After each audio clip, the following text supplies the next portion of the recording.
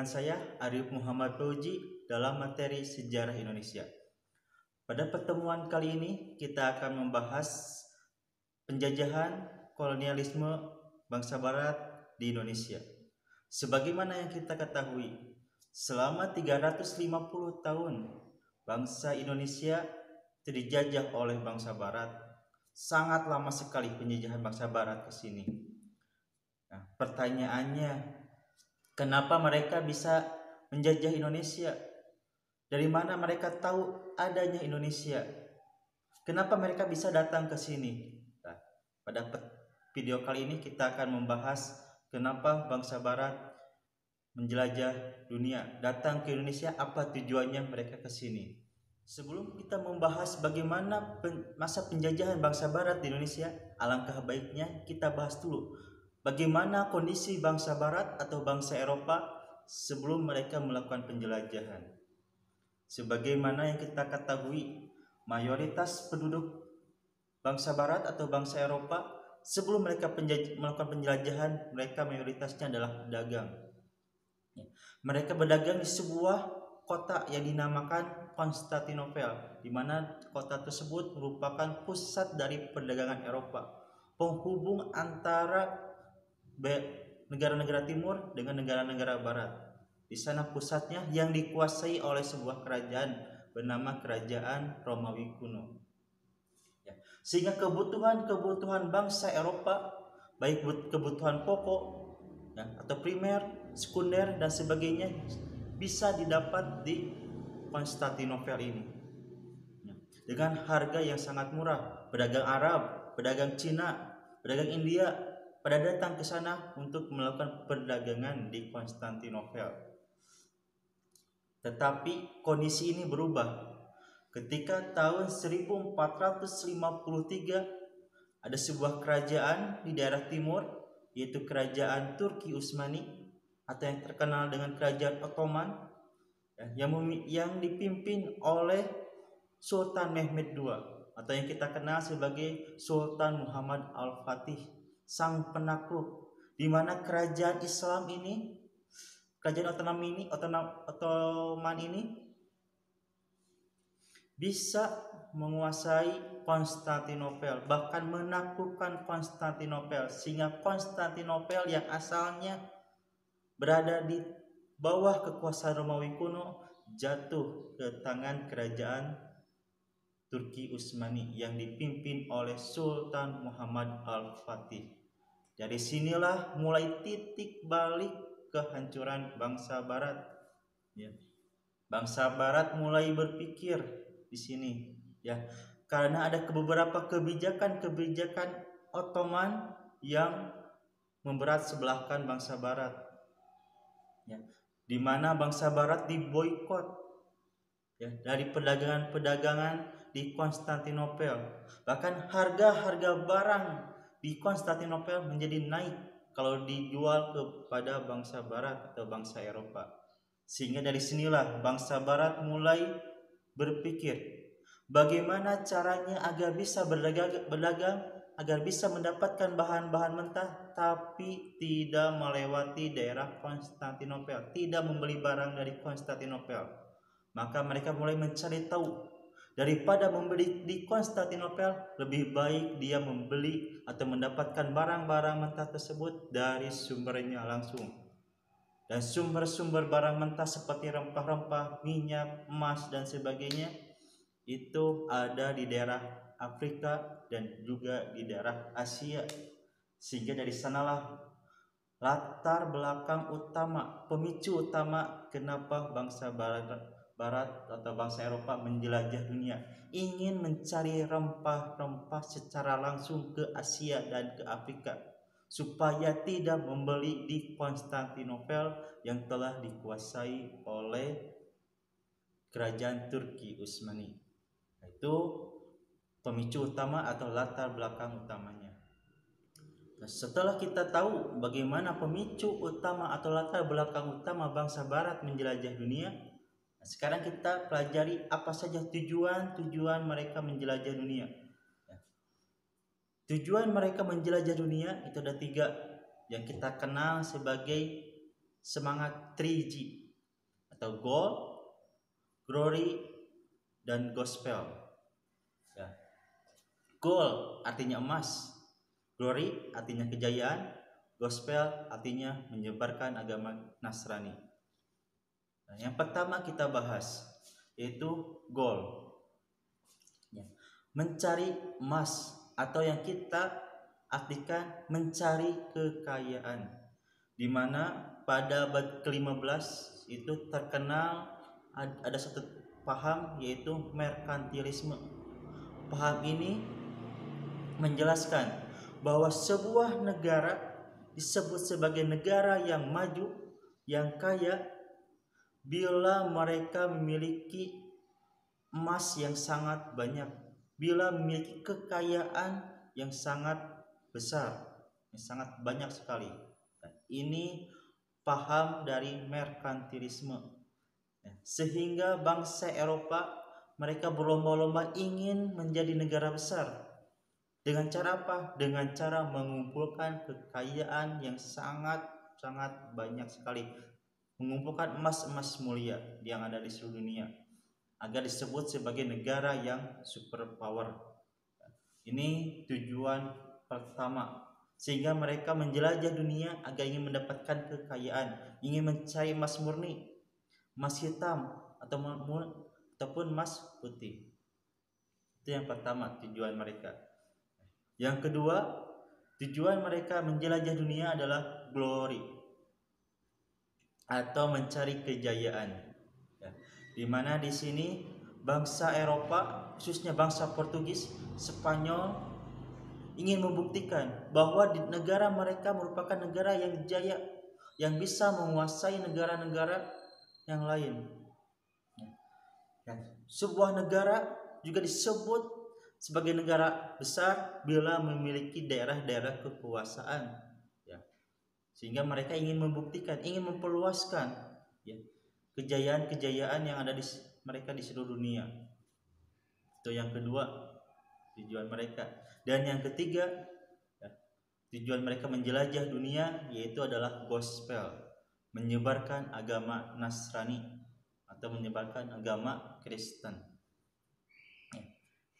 Di sini ketika abad ke-15 mereka sangat taat sekali terhadap paus, pemimpin gereja. Pemimpin gereja itu membuat fatwa. Kalau di Indonesia membuat fatwa atau membuat keputusan agar raja-raja di Eropa harus menyebarkan agama Nasrani, agama Kristen. Sebagai raja, sebagai masyarakat Eropa yang taat terhadap pemimpin gereja, maka harus melaksanakan keputusan tersebut. Maka disinilah selain mereka mencari kekayaan, selain mencari kejayaan, mereka juga sambil membawa pastor-pastor, pendeta-pendeta untuk menyebarkan agama Nasrani di daerah yang mereka kuasai. Nah, itu 3 tujuan utama bangsa Barat menjelajah dunia. Selain itu, dari latar belakang ataupun tujuannya ternyata ada faktor-faktor pendorong kenapa mereka bisa melakukan penjelajahan dunia. Di antaranya yaitu ditemukannya beberapa ilmu pengetahuan baru. Yang pertama, ditemukannya kompas, ditemukannya navigasi, kemudian ditemukannya kartografi atau pembuatan peta, dibuatnya kareval, di mana sebuah kapal kecil yang bisa melawan angin.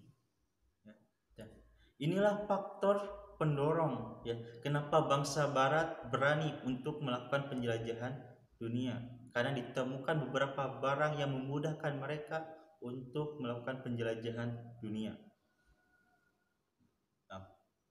Faktor pendorong yang kedua yaitu munculnya ilmu pengetahuan baru. Di antaranya pertama yaitu paham Galileo Galilei. Di sini bangsa Eropa sebelum ada paham Galileo Galilei, mereka berpendapat bahwa bumi merupakan pusat dari dunia.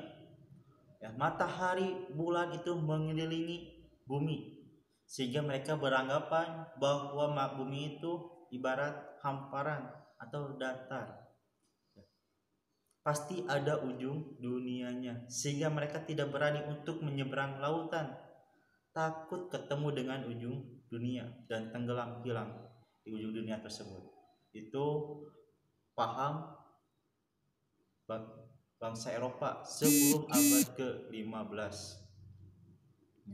Tapi setelah abad ke-15 ada sebuah paham baru di Eropa, nama pahamnya adalah Galileo Galilei, yang mengatakan bahwa bumi bukanlah pusat dari dunia, tapi matahari lah yang menjadi pusat dari alam semesta, dan bumi mengelilingi matahari, sehingga Galileo Galilei berpendapat bumi itu tidak datar, tapi bumi itu bulat mengelilingi matahari.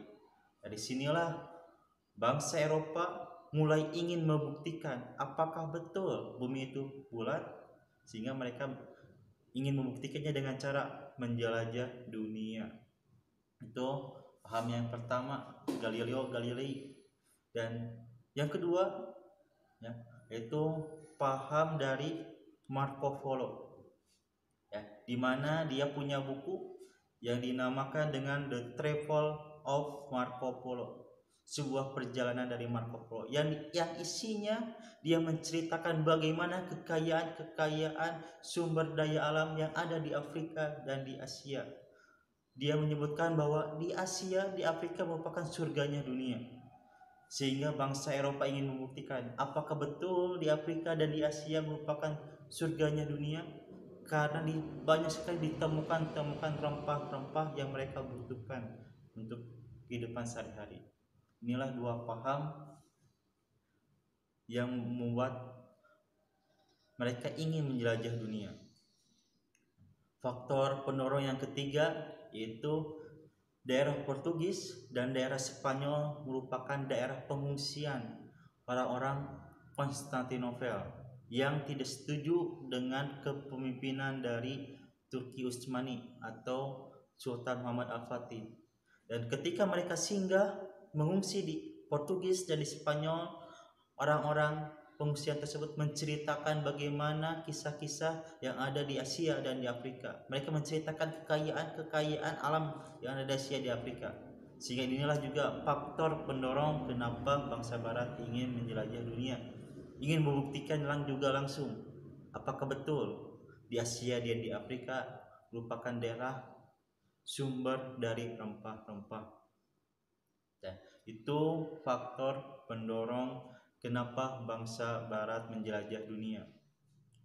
Nah, dari faktor utama, faktor pemicu, terus tujuan utama, dan juga faktor-faktor pendorong kenapa bangsa Barat menjelajah dunia, maka muncullah tokoh-tokoh yang melakukan penjelajahan dunia di Eropa.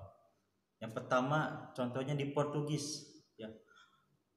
Dari Portugis muncul seorang tokoh bernama Bartolomeu Dias. Dia merupakan orang yang pertama yang menjelajah dunia dari bangsa Portugis. Ya, dia berlayar dari Portugis, menyisiri Ghana, Angola, Namibia, sampai dia nyampe ke Tanjung Harapan. Ya. Hingga dia menemukan Afrika Selatan di benua Afrika. Kemudian dilanjutkan oleh Vasco da Gama yang sama mengikuti jalur dari Bartolomeu Dias, dan dia sampai menemukan India. Kemudian dilanjutkan ya, setelah Vasco da Gama muncul tokoh Alfonso da Biubiu. Ya, dia bisa menaklukkan India, bahkan bisa sampai ke daerah Malaka, sehingga dia menemukan daerah Nusantara. Inilah orang yang pertama kali Alfonso da Biubiu menemukan Indonesia. Ya, sehingga Nusantara mulai terkenal di Eropa. Di Spanyol muncul seorang tokoh bernama Christopher Columbus. Dia bisa menemukan benua Amerika. Ada Sebastian Elcano bisa sampai ke Filipina. Itulah salah satu pelaut-pelaut pertama di Eropa yang mulai menemukan daerah-daerah yang sangat kaya di Afrika dan juga di Asia. Nah, itu merupakan latar belakang utama dan tujuan-tujuan bangsa Barat menjelajah dunia. Dalam pertemuan selanjutnya kita akan bahas bagaimana bangsa Portugis, bangsa Spanyol, dan bangsa Belanda bisa menguasai Nusantara. Saksikan terus video ini, kita akan terus belajar sejarah. Dengan belajar sejarah, hidup kita akan menjadi lebih cerdas. Ya. Ketemu lagi pertemuan selanjutnya. Assalamualaikum warahmatullahi wabarakatuh.